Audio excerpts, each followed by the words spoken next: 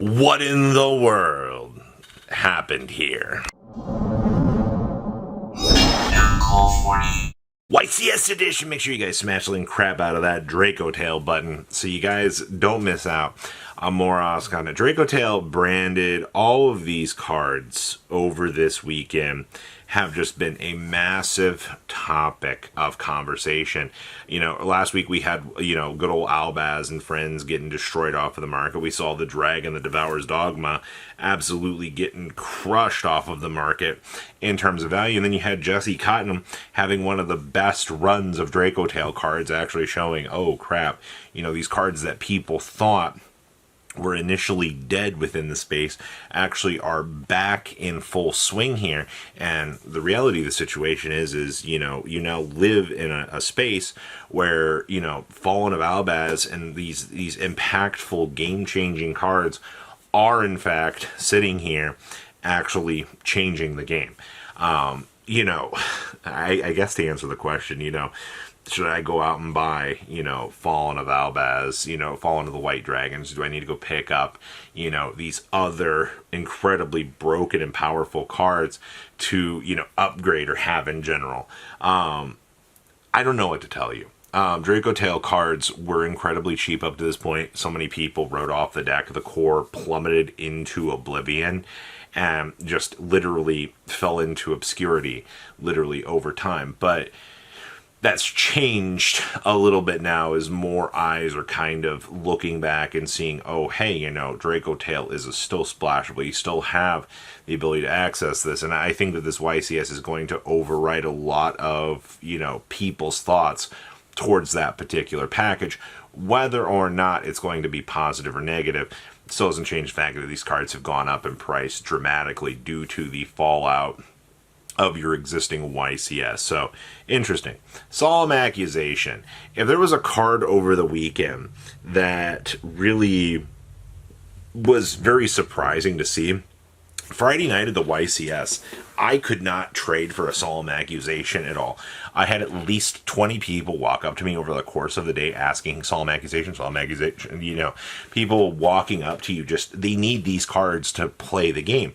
Now, luckily, as everybody needs, everybody also wants to get rid of after their YCS journey comes to a conclusion. So I was able to get my copies on Saturday night. But interestingly enough, the amount of power that this card had, people realized after a stream where there were 2 Solemn Accusations being played, people realized, oh crap, this card actually, has gone back up. So the initial drop off from Saturday night actually disappeared as people saw on Sunday, oh crap, we can do this twice. So the card actually just disappeared back into obscurity again.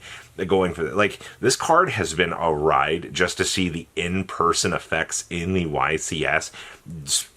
To pick up phase, to drop, to people realize, oh, this card can be played twice a turn. There's no restriction on that. I need to go pick these up to make sure that I have these copies to be able to play. And honestly, I'm not surprised to see a card like Solemn Accusation kind of just getting skipped over by the community because they're like, well, it spells in trap control, and well, nobody really gives a crap about that. And it's like, no, you do. It's a side deck card, all right?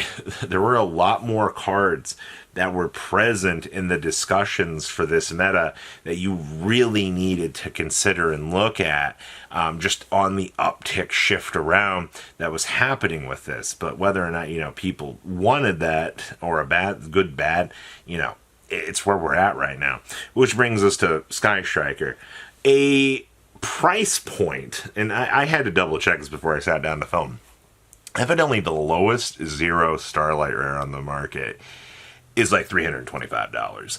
All right, well, one, I'm not spending 325 big ones to get a Starlight for a card that, is incredibly expensive. This is the Sky Striker tax, and it's absolute hilarity. And this is something that will constantly happen because you've got people that are like, oh my god, coming off the YCS, Sky Striker's doing terrible, but somehow the cards are still getting bought out. Why are you guys doing it? It's like, the reason that this is happening is because it's the modern era mermails. We saw this with Gladiator Beast. We saw this with Mermail. A deck gets a player base behind it, and suddenly these cards are going up in price exponentially because Sky Striker has just become kind of old reliable at this point. You know, if you want to enter into a tournament, go pick up your Sky Striker deck at this point. You can do okay with it. Doesn't mean you're going to win every single ounce, every single game that you play, but gosh darn it, Sky Striker's at least ramped up enough in the current metagame space where you can actually make decent plays with it. You can actually play the game. And, you know, whether or not that's a good thing or a bad thing with, you know, once again, where your player base is kind of shifting around here, I think that you're going to continue to see the pattern of Sky Striker cards going up. We're still missing 2 full art cards. And I guarantee you that if those cards are magnificent monsters, you know, the Sky Striker tag is going to explode up with linkage and, you know, the Widow Anchor going next. So insert $1,500 more into deck. Collector Eyes, which is Blue Eyes White Dragon. So out of the weekend, and I'll talk more about this in a separate video, I got to see a lot of people, the QCR Blue Eyes White Dragon from the tins was one of the most asked about cards that I had on me. And actually, it wasn't just that particular Blue Eyes in general. It was Blue Eyes, Dark Magician. A lot of these cards that, you know, have genuine collectability to them.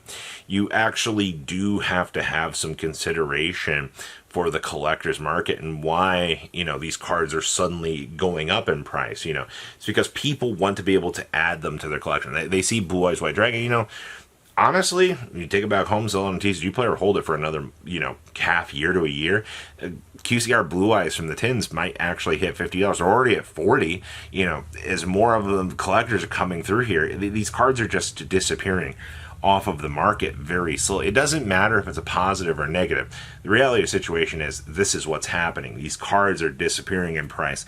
We're watching more and more of these cards going into obscurity and vanishing by the night. And it's really cool to see that Yu-Gi-Oh! Has what we're going to call modern collectability built into it, where we actually do get to see, oh, hey, these cards are here. You know, there is something cool to collect. There's a reason to pick these things up.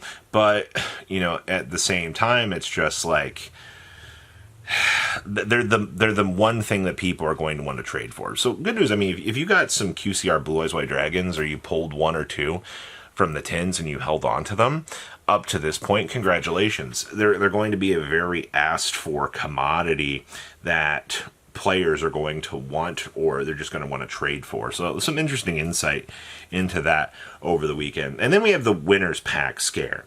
The Winners Pack got announced over the weekend, and it's caused kind of a little bit of a tizzy with a community player base. You know, I gotta go sell my crowns. You know, I gotta go sell my Medius the Pures. Well, Medius was already kind of up on the reprint chomping block here, but the reality of the situation here is these packs are 1 card. These packs are a pool of 40 cards.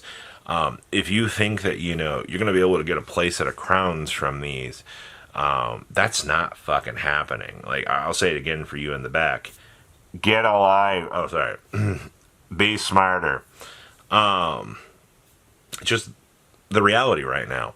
Now, we don't know how available these are going to be. We don't know how crazy that these are going to be. We don't know how easy the winter packs are going to be. The reality here, though, like I said, people, is don't FOMO really hard, or FOBO. Don't go selling your cards needlessly if you think, oh, you know, I'm going to be able to play and get all these crazy cheap value cards. It's just, I don't know, man. It seems crazy to see the community going nuts over, you know, the Winners Pack, and just seeing, you know, the immediate, you know, oh my God, reprint. And it's just like, chill. We're getting our first prize pack in comparison to Pokemon. This is a good step, honestly. But, well, that's where we're at right now. So what in the world happened here? Just another day in the office. You guys have a good rest of your day, all right? Patrons, thank you.